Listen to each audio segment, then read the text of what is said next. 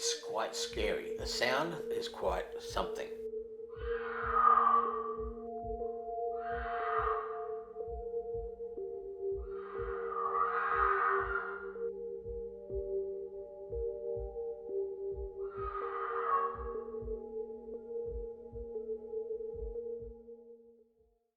Since the 1970s in Western Australia, it's been widely believed that mountain lions live in the southwest region. I was very much a sceptic of the concept of having big cats in Australia. As a kid, I grew up in the bush. We'd be off running around, riding our bikes, running up and down through the bush tracks, with these stories that we could go around the corner and see a large cat sitting there in front of us. And I never saw one. I never even saw a sign of one.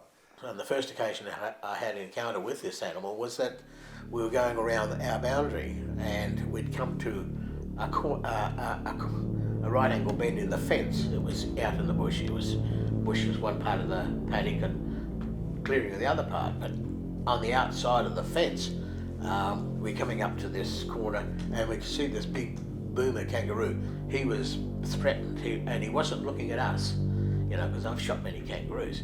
He wasn't looking at us, he was looking something back up the fence. And I was driving a ute, a Holden ute, and my brother was with me.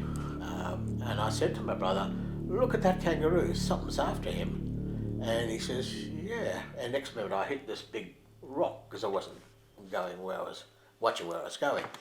And it made a lot of noise, and then the kangaroo looked around, saw us, and then started to hop away. But as he hopped away, this animal jumped through the air at this kangaroo. And they were both gone into the bush very quickly, and we didn't sort of get a second chance with it. The theories as to how they came into the state vary. The folklore that the large mountain lions or jaguars and so on lived in the bush and were introduced sometimes by Marines from World War II through to escape from circuses and other things. The earliest record of such circus comes from 1961, but there is no mention of mountain lions being on board, nor is there any reports of a crash. So in terms of having them on a ship, so a number of ships going back to the days of World War II in particular, possibly even through to the Vietnam War, it was reasonably common for ships to have mascots. And that might be cats or monkeys or something to that effect. So it was reasonably common for that to occur.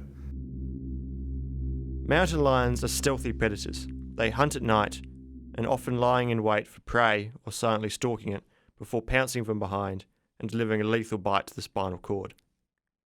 When in heat, the female mountain lion gives off a call similar to the sound of a woman screaming. In October, September, October, every now and then you'll hear this on the farm. You'd hear this noise, this squeal, like someone's been murdered.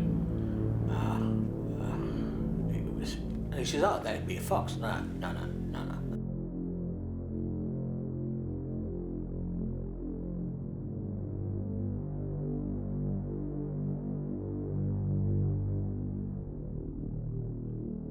A mountain lion will cover its prey with debris after feeding and return at a later date to finish consuming the animal. No known animal in Australia, introduced or native, does this to their food. So this is southwest of WA? Yeah. Yep. The half-buried carcass is a bit odd, but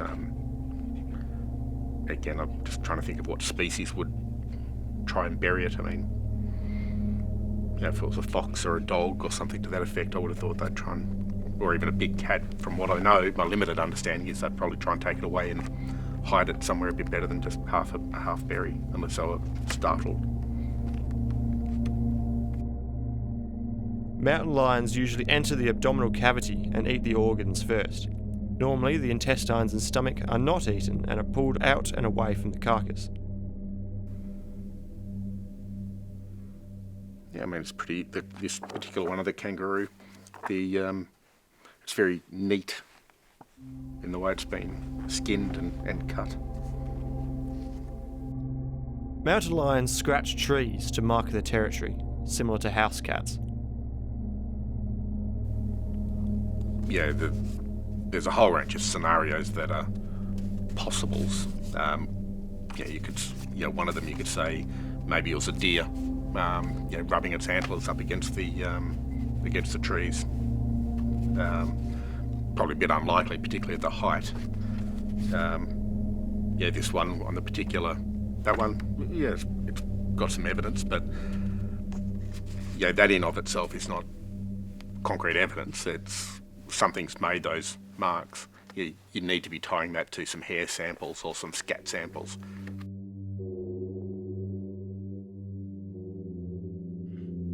Adult cougar prints average from about 3.5 inches tall by 4 inches wide.